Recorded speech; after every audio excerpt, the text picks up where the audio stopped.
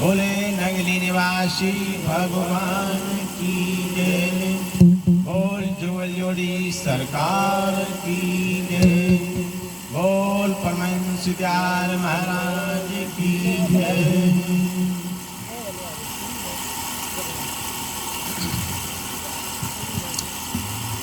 अभी आप लोग हमारे प्रवक्ताओं द्वारा बाहर से आए हुए हैं, और बल्कि अपने लोग ही कई हैं, बाहर से कोई नहीं है। उनके द्वारा सुन रहे थे ईश्वर के बारे में। उन्होंने काफ़ी प्रयास किया ईश्वर को जनाने का। जो अपना मुख्य उद्देश्य है, उस उद्देश्य की पूर्ति के लिए उन्होंने काफ़ी प्रयासित रहे। आपको नाना प्रकार के उदाहरण से उन्होंने समझाया। तो सबसे पहले हम जो है ना, आज के सत्संग में जो भी ये जनसमूह उपस्थित हुए हैं, मैं सभी को अभिनंदन करता हूँ, और विशेषकर मैं उनको अभिनंदन करता हूँ जिन्होंने इस कार्यक्रम को आयोजन किया है।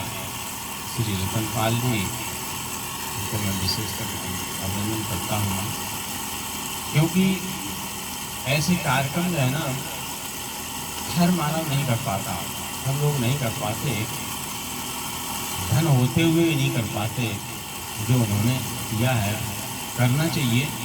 देखो, उन्होंने पैसे भी खर्च किए, काफ़ी मेहनत भी कर रहे हैं। उनका उद्देश्य क्या है? जो आज कलिकाल चल रहा है, कलयुग चल रहा है, इस कलयुग में लोग भटके हुए हैं, परमात्मा से बिछड़ चुके हैं, परमात्मा को नहीं जान रहे हैं। इसलिए उन्होंने ऐसा प्रयास किया कि लोग उस ईश्वर को जानें, और ज़्यादा से ज़्यादा ईश्वर को जान करके लाभ प्राप्त करें, अपना कल्याण करें।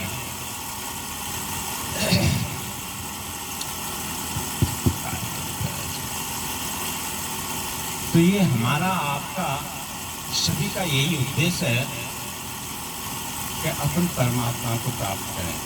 हमारे जीवन का यही उद्देश्य है, और ये हमारे महापुरुषों ने काफ़ी प्रयास किया। हम भी आपको पूरा प्रयास करके बताएंगे, क्योंकि समय ज़्यादा हो गया है। हम आपको संक्षेप में बताएंगे। हम आपको ये बताना चाह रहे हैं कि अपन को क्या करना है और क्या नहीं करना है। अपना लक्ष्य कैसे, अपना लक्ष्य की पूर्ति हो, उस लक्ष्य की पूर्ति के लिए हम थोड़ा संक्षेप में बताएंगे। तो आप थोड़ा सा ध्यान देना।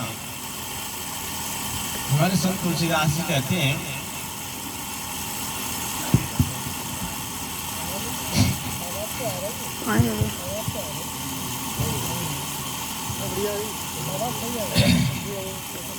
बोल सौदेव भगवान की जय।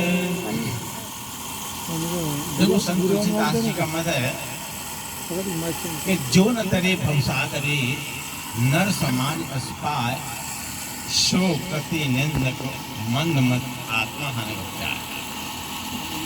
जो लोग इस मनुष्य शरीर को पाकर के अपने आत्म कल्याण का उपाय नहीं ढूंढते हैं,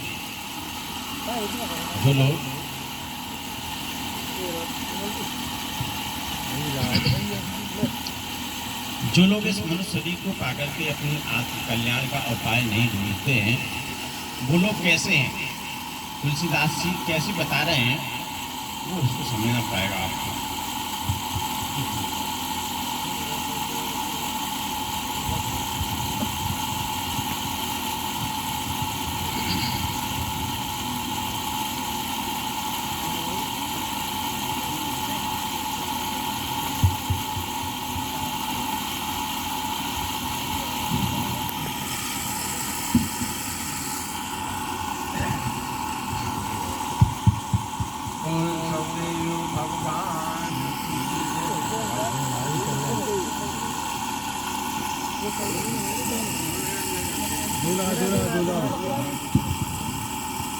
बोल सुखदेव भगवान की जय।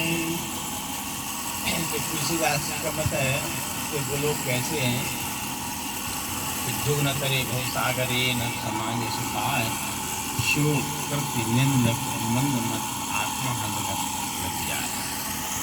बोलो कैसे ही कृतज्ञ अपन परमात्मा के कृतज्ञ हैं। परमात्मा ने जो अपन को मानव शरीर दिया है, काय के लिए दिया है और क्यों दिया है, इसको अपन को पूर्णतः समझने की जरूरत है। और हमारे बुद्धान लोग पहले आपको बता चुके हैं कि बड़े भाग्यवान संभावा। तो ये मनुष्य शरीर अपन को ये उधार मिला है, ये अपन अपना न समझें, परमात्मा ने ये अपन को उधार दिया है। ये परमात्मा अपन को ब्याज से वसूल करेगा। ये शरीर जो अपन को मिला है ये ब्याज से वसूल करेगा।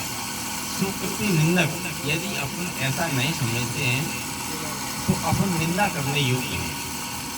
अपन ने यदि परमात्मा के रास्ता को नहीं ढूंढा तो अपन निंदनीय कहे जाएंगे। सुकृति निंदक मंद मत का मतलब होता है अपन मूर्ख हैं। यदि अपन ने परमात्मा के रास्ता को नहीं ढूंढा तो अपन मूर्ख हैं। और आत्माहन गत जाए, आत्माहन गत जाए का मतलब होता है अपन आत्महत्यारे कहे जाएंगे। यानी अपन ने उस परमात्मा की रास्ता को नहीं जाना, यानी अपन ने मोक्ष के रास्ता को नहीं ढूंढा तो अपन आत्महत्यारे कहे जाएंगे। इसलिए अपन को अपनी आत्महत्या से बचना है, आत्महत्या से बचना है। तो तुलसीदास जी एक दुआ और लिखते हैं कि पार मथे गत होए भर शिकता तैवर तेल बिना हरि भजन न भव तरी ऐसे दान करते। इसको भी समझने की जरूरत है। तुलसीदास जी ने ऐसा क्यों कहा है तो अपने समझने की जरूरत है। जो अपना लक्ष्य है, हम आपको लक्ष्य की ओर ले जाना चाह रहे हैं। कि बार मथे, बार माने होता है पानी, बार मथे गत होए भरी, यदि पानी को मथा जाए तो तुलसीदास जी कहते हैं कि पानी को मथे तो घी शायद निकल जाए, मतलब परंतु लगा दी शायद। वैसे बात तो सही यही है कि पानी को अपन कितना भी मथे घी नहीं निकल सकता, लेकिन तुलसीदास जी ने परंतु लगा दी कि शायद कभी निकल जाए। बार मथे गत हुआ शिकता देवतिल, शिकता बालू को कहते हैं।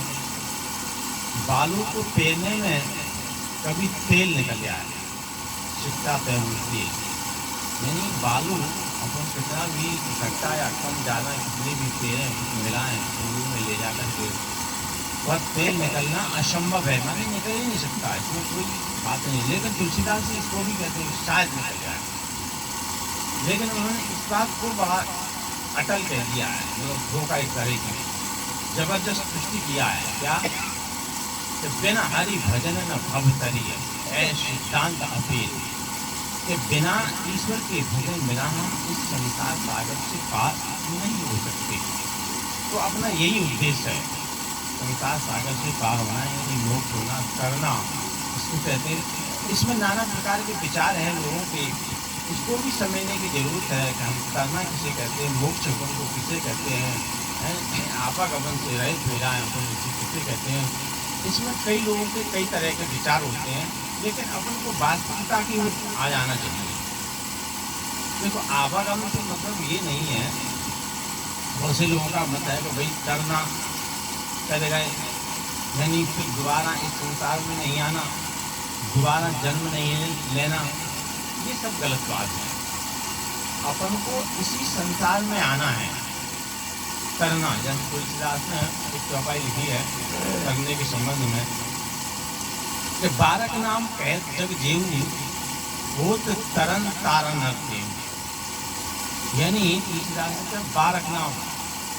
और बारक नाम जैसे रामचरितमानस में तो उसका आपने कभी देखा हो, देख लेना, एक बार लिखा है, लेकिन जबकि इसका एक बार अर्थ नहीं है। बारक नाम कहत जग जेऊ, बारक माने अपने अंदर 5 तत्व हैं, 3 गुणे हैं, अपन अष्टापदी है। अपन कितने अष्टापदी माने 8 अपने में हो गए, 4 अपन गुरु से ले लेते हैं तो 8 4 12 हो जाते हैं। इसको तब उन्होंने कहा है बारक नाम से। जब गुरु से अपन प्राप्त हो गए तो अपन में 12 तरह की शक्ति प्राप्त हो जाती है। तो 12 का नाम कहते जब ये तरन तारन नरते, तब अपन तरने और तारने वाले हो जाते हैं। तो तरने तारने के बारे में हम आपको बता रहे थे कि यानी अपन को आना इसी संसार में है। अपन को कहीं ऊपर कोई ऐसा स्थान नहीं है जहाँ ऊपर चले जाए, ऊपर कहीं स्थान नहीं, नीचे की नीचे पाताल है। तो अपन को इसी संसार में आना है। परमात्मा ने इन आत्माओं को सभी को समान बनाया है। परमात्मा ने इन आत्माओं में कभी असमानता नहीं रखी, सारी आत्माओं को एक समान बनाया है। और अब अपन छोटे बड़े या कम बुद्धि वाले या ज़्यादा बुद्धि वाले या कोई कम ज्ञानी, ज्ञानी और ज्ञानी, अपन क्यों हो गए? ये अपने श्रम का ही विषय है। तुलसीदास ने कहा कि पूर्ण काउ सुख भुगतन दाता, निजगत कर्म भोग संभ्राता। कोई किसी के सुख दुख का साथी नहीं है। जो अपन श्रम का कर्म करते हैं उसका परिणाम अपने को मिलता है। परमात्मा अपन को समान देता है। अब अपना उद्देश्य क्या, अपना लक्ष्य क्या है? अपना उद्देश्य यही है कि अपन मोक्ष प्राप्त करना। मोक्ष का अर्थ भी हम बताएं आपको। मोक्ष का अर्थ होता है कि पुनः अपन को मनुष्य का जन्म मिल जाना, इसी को मोक्ष कहा जाता है। अपन अभी मोक्ष में बैठे, अपन अभी ये मोक्ष में ही बैठे हैं। ये मानव शरीर जो है ना, अपने 84 लाख जो योनियाँ हैं, 84 लाख योनियों में अपन नहीं समझ, अपन 84 लाख योनि से परे हैं। अब अपन यहाँ पे एक आप लोगों के प्रश्न में ये प्रश्न बन जाएगा कि हम तो मोक्ष में ही बैठे हैं, तो हम मोक्ष को क्यों ढूंढें? ये शरीर अपने को मोक्ष में नहीं प्राप्त हुआ है। ये शरीर 84 लाख योनियों के बाद भी तो मिला है। यानी 84 लाख जब अपन ने उसको भूत की उस योनि में फिरते फिरते ये मनुष्य का जन्म इसलिए मिला है कि अपन परमात्मा को प्राप्त कर लें। इसलिए पुनः 84 में अपन को न जाना पड़े, इसलिए अपन को ये परमात्मा का शरीर मिला है। और परमात्मा ने ये मानव शरीर दिया है। तो हम थोड़ा शॉर्ट में करते हैं, थोड़ा बता देते हैं। देखो अपन को मुक्ति कैसे प्राप्त होती है? मुक्ति परमात्मा एक है, उसका एक ही रास्ता है। उसी रास्ते को अपन को जानना पड़ेगा तो अपन को मुक्ति मिलेगी। जैसे हमारे स्वामी बता रहे थे, हो सकता उतना आप व्यक्त नहीं कर पाए या आप उसको नहीं समझ पाए। ये अपने अभी से नहीं, ये सदियों से चली आ रही हैं, कोई आज नहीं है। ये सबसे पहले ब्रह्मा विष्णु महेश ने ही इनका शुभारंभ किया था। ये 4 मुक्तियों का, इनको कहते हैं शायुर, सामीप, सारूप, सालोक, जो अभी हमारे थोड़ी सी चर्चा कर रहे थे। ये 4 मुक्तियों से ही अपन उस परमात्मा को प्राप्त कर सकते हैं। और अन्यथा दूसरा कोई भी ऐसा साधन नहीं है तो जो अपन परमात्मा को प्राप्त कर सकें। ये 4 मुक्ति कौन बताएगा? ये 4 मुक्ति गुरु ही बताते हैं, सदगुरु बताते हैं। जो अपने जो हम अभी बता रहे हैं कि सबसे पहले कौन थे? ब्रह्मा विष्णु महेश ने बताया। उसके बाद त्रेता में भगवान राम ने बताया, वशिष्ठ, विश्वामित्र, सतानंद ने बताया, दुर्वासा, ये सदगुरु ही थे इस परमात्मा को जनाने वाले। अब यहाँ एक प्रश्न और भी आपका हम शंका का समाधान करते हैं। देखो परमात्मा अलग है, जो हम इनके नाम गिना रहे हैं ये सदगुरु हैं। सदगुरु और परमात्मा दोनों अलग अलग होते हैं। परमात्मा एक अलग होता है, परमात्मा का रूप नहीं होता।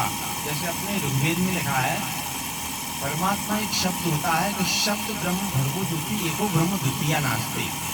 ईश्वर एक शब्द है, ज्योति स्वरूप है, ऐसी ज्योति जिसको न सूर्य प्रकाशित कर सके, न चांद न अग्नि, वो सब नहीं प्रकाशित हो, वो परमात्मा है। और सदगुरु देहधारी होते हैं। सदगुरु का एक शरीर होता है, परमात्मा का शरीर नहीं होता। एक जगह और भी लिखा है, आप लोगों ने पढ़ा होगा, हो सकता नहीं समझ में आया हो, कि जो परमात्मा होता है, परमात्मा ये कभी देह धारण नहीं करता।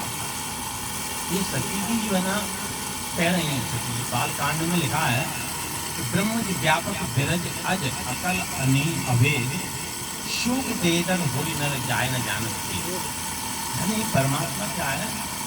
ब्रह्म है, व्यापक है, विरज सभी से अलग है, विरक्त है, आज माने वो अजन्मा है, ब्रह्म व्यापक विरज अज अकल, उसका कोई शरीर नहीं है, अभेद वो भेद रहित है, शोक देह दर हो न, वो कभी देह धारण नहीं करता। परमात्मा कभी देह धारण करता ही नहीं, तो वेद भी नहीं जानते, तो परमात्मा देह धारण नहीं करता, अपन देह धारण करते हैं। जैसे राम है, कृष्ण है, जैसे हमारे संत जी बता रहे थे राम के बारे में, कृष्ण के बारे में बता रहे थे। अपने भागवत में भी लिखा है कि कृष्ण वंदे जगत गुरम, कृष्ण जगत के गुरु थे, ईश्वर नहीं थे। ईश्वर तो अलग है, ईश्वर को इन आंखों से भी नहीं देखा जा सकता। ईश्वर को देखने के लिए अपन को तीसरा नेत्र का ज्ञान चाहिए, तो अपन परमात्मा का साक्षात्कार कर सकते हैं। इसके लिए भगवान कृष्ण 11वें अध्याय में अर्जुन को बता रहे हैं, आपकी थोड़ा शंका का समाधान हो जाएगा। जैसे ये ईश्वर नहीं, इन आंखों से ईश्वर को नहीं देखा जा सकता। वो 11वें अध्याय में भगवान कृष्ण ने क्या कहा, जैसे जब अर्जुन घबरा रहा था कि ये प्रभु हम आपकी ऐसी को देखना चाहते हैं, तो भगवान कृष्ण क्या बोले, 11वें अध्याय में 8वां श्लोक है कि न तुमा से दृष्टि मने ने चक्षुआ दिव्यम ददामी ते चक्षु तस्मै योग में स्वयं, यानी तुम परमात्मा को इन आंखों से नहीं देख सकते, इसके लिए हम तुम्हें दिव्य दृष्टि का ज्ञान देते हैं, तो आप परमात्मा को देख सकोगे। तो यहाँ आपकी शंका का समाधान हो जाना चाहिए, क्योंकि भगवान कृष्ण और अर्जुन दोनों उस समय शरीरधारी मौजूद थे। तो उस समय भगवान जी कह रहे थे कि इन आंखों से ईश्वर को नहीं देख सकते। जब उस समय जब दोनों शरीरधारी मौजूद थे, तब भगवान कृष्ण को आंखों से नहीं देख सकते, यानी उस समय मना कर रहे थे कि इन आंखों से ईश्वर को नहीं देख सकते। आज अपन काम से देख रहे हैं। यही जो है अभी थोड़ी देर पहले हमारे संत जी रामचरितमानस का ही अरय कांड का प्रसंग बता रहे थे कि भगवान राम लक्ष्मण को समझा रहे हैं। भगवान राम को लक्ष्मण जी को भूल हुआ था, तो यही उन्होंने बताया था। उन्होंने ईश्वर जी का भेद फिर कल को समझाया, वो जाकर हमको समझा रहे।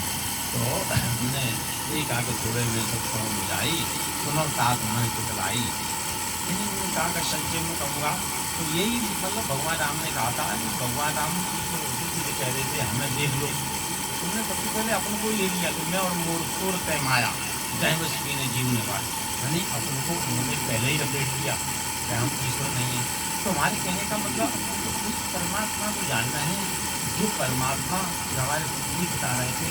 अपन केवल आत्मज्ञान, 4 मुक्तियों से ही आत्मज्ञान जाना जा सकता है, और दूसरा कोई भी साधन नहीं है। वो एक रास्ता है केवल आत्मज्ञान का, जो 4 मुक्तियों से जाना जाता है, जिनको अपन त्रायो मुक्ति बोलते हैं, शामी मुक्ति बोलते हैं, सारो मुक्ति बोलते हैं और चारो मुक्ति बोलते हैं। इन 4 मुक्तियों से ही वो रास्ता है जो अपन परमात्मा को प्राप्त कर सकते हैं, और दूसरा कोई भी ऐसा रास्ता नहीं है। अब होता क्या है कि अपन अज्ञानता अपन भटक जाते हैं। बहुत से लोग, अरे जो लोग जिन्होंने जाना नहीं है वो तो भटके हुए हैं ही, तो जान करके भी बहुत से लोग भटके हैं। मतलब इसके लिए अपने भागवत में, गीता में, रामचरितमानस में कई जगह ऐसे बड़े बड़े अच्छे जो दृष्टांत दिए गए हैं, फिर भी अपन उनको भटक जाते हैं और बुरी तरह। लेकिन अपन को विचार करना चाहिए, जो अपने पहले जिन्होंने भागवत लिखा, जिन्होंने रामचरितमानस लिखा, कितना प्रयास करके लिखा होगा, कितनी मेहनत की होगी। और ये नहीं, अपना ज्ञान प्रैक्टिकल है, केवल कहने का सीमित नहीं है, प्रैक्टिकल कराते हैं। हम ईश्वर की हम बात कर रहे हैं, उस ईश्वर को दिखाते हैं, बनाते हैं। जैसे हमने ईश्वर को बताया भी, ईश्वर एक शब्द है, दिखाते हैं। ऐसे ऐसे कई एक उदाहरण हैं। जैसे आपने सुना होगा, क्योंकि समय बहुत कम है लेकिन थोड़ा शॉर्ट में ही कर रहे हैं। तो जैसे राजा जो परीक्षित थे, राजा परीक्षित को 7 दिन का श्राप लगा हुआ था। 7 दिन की भागवत का जो भागवत चल रही है वो कभी से चल रही है, क्योंकि 7 दिन का उनको श्राप लगा हुआ था। तो हम शॉर्ट में बता रहे थे, शॉर्ट में बताएंगे आपको। तो वहाँ सुखदेव मुनि को बुलवाया गया था। तो सुखदेव मुनि को बुलवाया गया, तो सुखदेव मुनि ने ये कहा कि राजन तुम इतना क्यों बौखला रहे हो, क्यों घबरा रहे हो? तो वो राजा परीक्षित बोले कि अरे भगवान, क्यों जिसके सामने मौत खड़ी हो वो बौखलाएगा नहीं? बौखलाने की बात तो कराने छोड़ देगा, पता नहीं क्या कर देगा। तो सामने जिसको मौत दिख रही हो, आप तो बौखलाने की बात कर रहे हैं। तो उन्होंने कहा हमारा हमको श्राप मिला है 7 दिन का, इस झगड़े में 4 दिन तो व्यतीत हो गए, अब केवल 3 दिन शेष बचे हैं। अब 3 दिन बाद हमको ये तक्षक काट देगा और हमारी मृत्यु हो जाएगी। मैं तो उसमें चला जाऊँगा, नरक में चला जाऊँगा। तो सुखदेव मुनि का क्या क्या कहना है वो आप लोग समझना चाहिए, आप लोगों को इसलिए बता रहे हैं। सुखदेव मुनि ने कहा कि हे राजन, 3 दिन तो बहुत होते हैं, हम तुमको 2.5 पल में मुक्त कर देंगे। तो वो 2.5 पल में मुक्त करने की बात कर रहे हैं, तो अपन को ये चीज़ जानना चाहिए। इसमें कोई ज़्यादा समय, यदि आप जानना चाहो तो 2.5 पल में भी आप जान लोगे, और नहीं जानना चाहो तो कई जन्म बीत जाएंगे तो नहीं जान पाओगे। जैसे तुलसीदास ने कहा है कि जन्म जन्म जतन कराही, अंत राम कहे आवत नाही। कई जन्म गुजर जाएंगे तो आप नहीं जान पाओगे। तो जानना चाहो तो तत्काल जान लोगे। दोनों कौन भाई दोनों अंता लोगों जाई तत्काल। जैसे भगवान क्या नाम सुखदेव मुनि कह रहे कि मैं 2.5 पल में आपको परमात्मा से मिला दूंगा। तो ये यदि आप जानना चाहें तो तत्काल आप मिल सकते हो। नहीं तो अपन तमाम कई युग बीत गए, पड़े रहेंगे 84 योनि में। अभी परमात्मा ने ये मानव शरीर दिया है 84 से बचने के लिए। यदि आपने नहीं ईश्वर को जाना तो अपन फिर 84 में चले जाएंगे।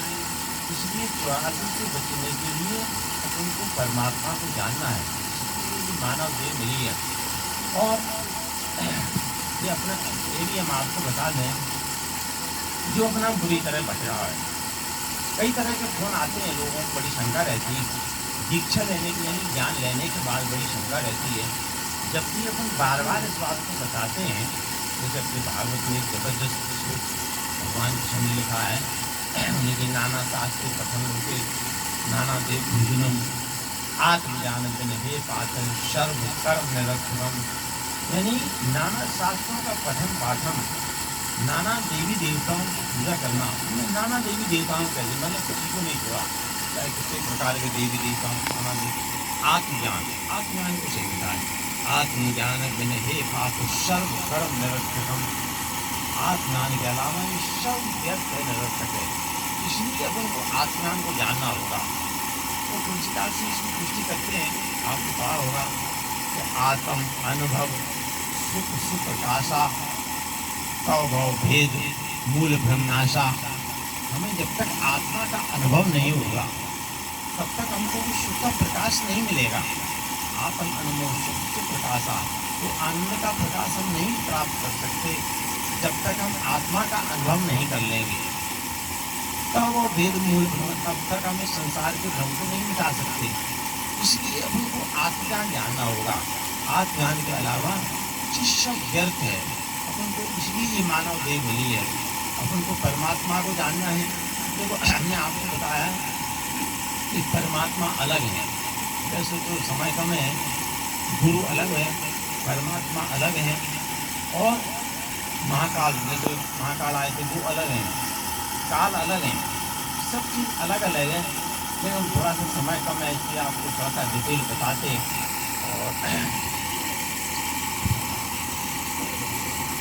और थोड़ा सा और ले लेते हैं 2-4 मिनट, क्योंकि समय तो ओवर हो रहा है। तो हमारा उद्देश्य, हमारा ही नहीं, हमारे आप सभी का उद्देश्य है। केवल ये कहेंगे हम लोग संत हैं, हमारा ही उद्देश्य है ईश्वर को जानने का जनाने का नहीं है। आपका भी उद्देश्य है। आपको भी ये मानव शरीर इसलिए प्राप्त हुआ है कि आप भी परमात्मा को जानें, आप भी परमात्मा को जानें और दूसरे को जनाएं। जैसे तुलसीदास ने कहा है कि पर एक सरिष धर्म नहीं भाई, पर पीड़ा श्रम नहीं अधिमाई। पराय हित करना सबसे बड़ा धर्म है। पराय हित किसे कहते हैं कि और समझने की जरूरत है। पराय हित जैसे अपन किसी को भोजन खिला दें, या किसी को वस्त्र दे दें, या किसी की शादी में मदद कर दें, या अन्य तमाम तरह की संसार में है ऐसी अपन मदद कर दें, ये परायत नहीं, ये तो मतलब लौकिक व्यवहार है। आप भोजन खिला दोगे तो हम भी खिला देंगे, आप सब बच के दे दोगे तो और दूसरा दे देगा, ज़्यादा नहीं देगा तो कम दे देगा, ये नहीं है। सच्चा परित है कि ये आत्मा जो अधोगति में जा रही है, इस आत्मा को बचा सको तो बचा लो। ये आत्मा 84 को जा रही है, यदि इसको आपने बचा लिया तो आपको कई जन्मों तक ये आपको आशीर्वाद देगी। इसलिए ये आत्मा को बचाना है। नहीं तो 84 में चले गए तो 84 की बहुत लंबी उम्र होती है। जैसे अपन कभी देवी देवताओं के अपन ने पूजा की, जैसे अपने गीता में लिखा है, भगवान कृष्ण अर्जुन को समझा रहे हैं 9वें अध्याय में कि यान्ति देवता देवन ज्ञान्ति विज्ञान्ति पितृवता भूतान आंति भूतेजा आंति मध्या जन कि अपन देवी देवताओं की पूजा करेंगे तो भगवान कृष्ण कह रहे हैं देवलोक को प्राप्त होगा। यदि अपन पितरों की पूजा करेंगे तो पितरों को प्राप्त होंगे, और भूतों की पूजा करेंगे तो भूतलोक को प्राप्त होंगे। यदि अपन परमात्मा की पूजा यदि ईश्वर का भजन करेंगे तो मोक्ष को प्राप्त होंगे। तो इसलिए अपन को मोक्ष को प्राप्त होना है। अपने 3 रास्ते हैं, स्वर्ग नरक अपवर्ग अश्विनी, 3 है रास्ते। 3 रास्ते को अपन को चुनना है, स्वर्ग को चुनना है कि नरक को चुनना है कि अपवर्ग को चुनना है। अपन को स्वर्ग को भी नहीं चुनना। जैसे बहुत से लोग कहते हैं कि स्वर्ग बहुत अच्छा होता है, स्वर्ग खराब होता है, स्वर्ग नरक से भी ज़्यादा खराब होता है। ये आपको ध्यान करने की चीज़ है। तो ये स्वर्ग क्योंकि क्या नाम भगवान कृष्ण ही अपने को बता रहे हैं तो चेतम भगवत्ता सर्वलोकम विशालम क्षीणे पुण्य मलिलोकम विशंति एवं प्रिय धर्म मनु प्रपन्ना गतागतम काम कामगतम। तुमने कहा चेतम भगवत्ता मतलब अपन किसी देवी देवताओं की पूजा करेंगे तो विशाल स्वर्ग लोक को प्राप्त होंगे। छीणे पुण्य यदि उनका पुण्य हो जाए तो पुनः मृत्युलोक में आ जाते हैं। आसक्तियों के चक्कर में फिर वो पड़े रहते हैं। यानी पहले अपन देवलोक का भोग हो गए, फिर वो 84 में जाना पड़ेगा। इसलिए अगर सीधा अपन नरक को जाएंगे तो फिर 84 को पार करना पड़ेगी। तो पहले देवलोक में जाए फिर 84 में जाए, इसलिए देवलोक ज़्यादा खराब है 84 नरक से। इसलिए अपन को अपवर्ग का रास्ता चुनना है। अपवर्ग मोक्ष को कहते हैं। मोक्ष रास्ता अपन को तभी चुन पाएंगे जब अपन परमात्मा को जान लेंगे। परमात्मा को जान लेंगे तो अपन को मोक्ष का रास्ता मिल जाएगा। परमात्मा कैसे मिलेगा? परमात्मा 4 मुक्तियों से मिल पाएगा, अन्यथा दूसरा कोई भी ऐसा साधन नहीं है जो अपन परमात्मा को प्राप्त कर सके। अब कुछ समय ज़्यादा हो रहा है, हम थोड़ा सा 4 मुक्तियों का संक्षेप में बता करके समाप्त करते हैं। 4 मुक्ति सायोज शामिल सारूप सालों, ये 4 प्रकार की मुक्ति हैं। इन 4 प्रकार की मुक्तियों से ही परमात्मा को अपन जान सकते हैं, दूसरा कोई भी ऐसा साधन नहीं है। सायोग मुक्ति के द्वारा वो आपको अमृतपान बताया जाता है, अमृतपान दिया जाता है, जिससे आपकी कभी अकाल मौत नहीं हो सकती। जो हमारे पीछे अभी चर्चा कर रहे थे, ये वास्तव में सही बात है। अपने छोटान में इसका पूरी तरह से जोर दिया गया है।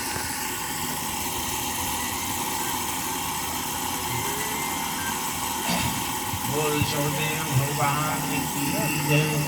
तो सायोग मुक्ति के द्वारा यदि सायोग मुक्ति को अपन जानेंगे तो अपनी कभी अकाल मौत नहीं हो सकती, यदि सायोग मुक्ति का पालन करेंगे तो। और शामी मुक्ति के द्वारा जो परमात्मा के नाम के बारे में आपको हमारे अभी संतजन बता रहे थे, परमात्मा का नाम जाना जाता है। परमात्मा का नाम इस मनवाणी से परे है। हमारी संत जी बता रहे हैं कि 4 प्रकार की वाणियाँ होती हैं, बैगरी, बसंती, मध्यमा और परा। ये 3 वाणियों से परमात्मा के नाम का स्मरण नहीं किया जा सकता। चौथी वाणी की परावाणी होती है, परावाणी से परमात्मा के नाम का स्मरण कर सकते हैं। तो अपन को ये समझना पड़ेगा। तुलसीदास ने एक चौपाई लिखी है कि मंत्र महामन विषय व्याल के मैं तक कठिन कुंभ वाल। थोड़ा सा समझने का विषय है। मैंने इनको अपन समझेंगे, थोड़ा समझ में आ जाएगा।